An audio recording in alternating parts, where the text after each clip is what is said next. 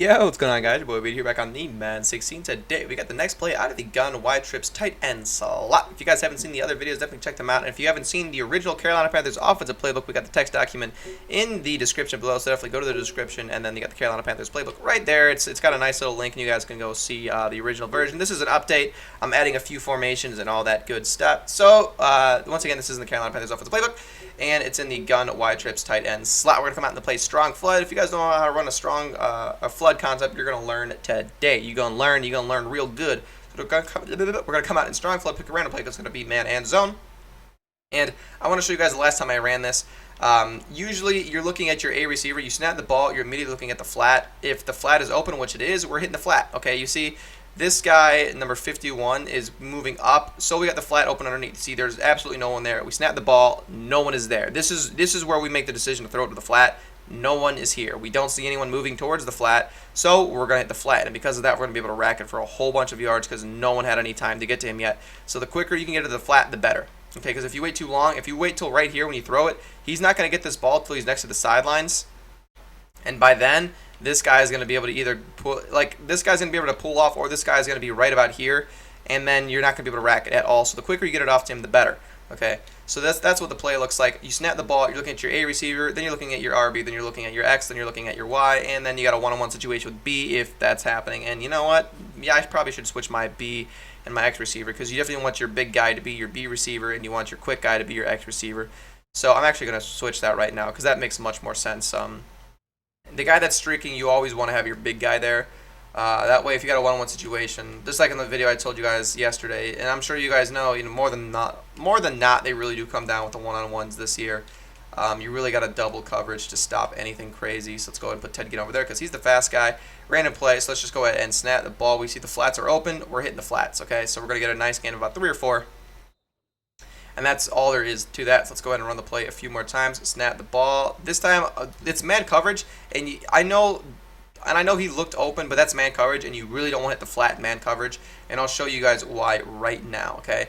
So you're gonna see I'm gonna snap the ball, and I know it's man coverage because everyone picks their man, and I know that the strong safety is manned up with the flat. You can see him running all the way over there, and I know he's really far away, but he is going full speed, and this guy running the route is not going full speed. You see how easy it is for him to close up with him. So if I dump that off, I'm only gonna get like 3 or 4 yards. So I'm gonna wait for my receiver to break on the flood concept and hit him, and we're gonna get more yards than we would if we would hit the flat. So let's go ahead and snap the ball. And this is a decent play to run in goal line. I mean, because you have that X receiver over there, that's going to get open a lot of the times if people are man aligning and stuff. But I really wouldn't. We'll get into goal line plays later on. So this time we have the guy play up over the top. We had zone coverage, and they always bite down afterwards. If not, then you just hit the flat, and then you just only get about 3 or 4 yards. You see, we're going to snap the ball. He's going to be right there. That does not mean hit the flats, okay? Because he's going to be able to tackle you if you hit the flats because he's playing it perfectly both. Right here you could hit the flats, but I noticed that he's breaking towards it. I noticed that he gets that weird jump and then he starts running towards the flat. So that means I'm going to hit the guy over the top. And I also have a one-on-one situation with my B receiver in the end zone actually, which is always good.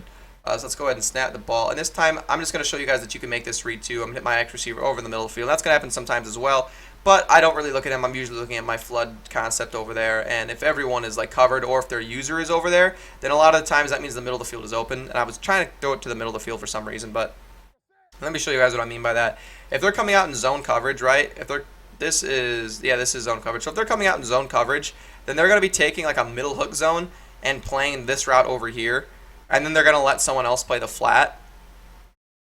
So if they do that, then that's going to leave the middle of the field wide open.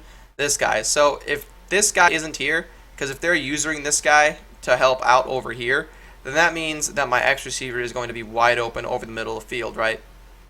So if you're abusing that right side and you notice that they pull their user over there, then it's about time to hit your X receiver over there or to hit the one-on-one situation with your B receiver. You see we got a one-on-one situation over there, and that was an amazing, amazing throw by Cam Newton. But you see a lot of the times we are going to end up with a one-on-one situation. Right here, it's man coverage. We're just going to wait to hit our X receiver. X receiver is always open to man coverage. And, of course, he's going to drop it. That's Ted Ginn. He's got horrible catching stats. So let's snap the ball. Got man coverage. Hitting our RB receiver. Our X receiver was also open. It's completely optional who you want to hit in man coverage because they're both almost always open in man coverage.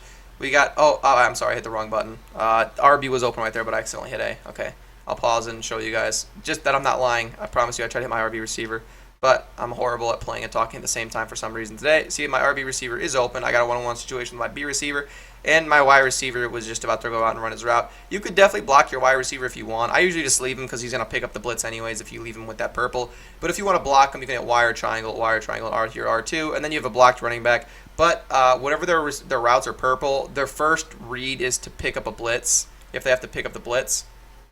That time it was man coverage, but the guy had such a slow break, I just dumped it off to the flat anyways. But if you watch my wide receiver right there, you see he's going to pick up the blitz. His first assignment is to pick up the blitz. He's not very good at it. I mean, I should have stepped up in the pocket. That was probably my fault. But you see that even though he is running a route, his first assignment is to pick up a blitz. And if I wanted him to pick him up, I should have stepped up in the pocket. That's really how you make him pick that guy up, but I never did, so I'm going to end up taking a sack. But I had open receivers. I was just doing my best to show you guys what I mean by that. You see, I had my X receiver open over the middle of the field, and I had my RB receiver breaking open right there, but I was trying to show you guys the Y receiver, so I promise you. That's why that happened.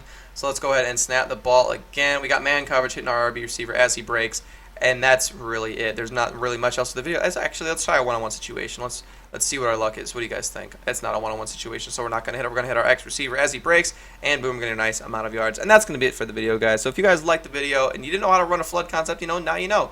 So if you guys liked the video, definitely give it a like, a comment, subscribe, guys. God, I can't do it so bad. Follow me on Twitter. It's going to be down in the description below, and as always,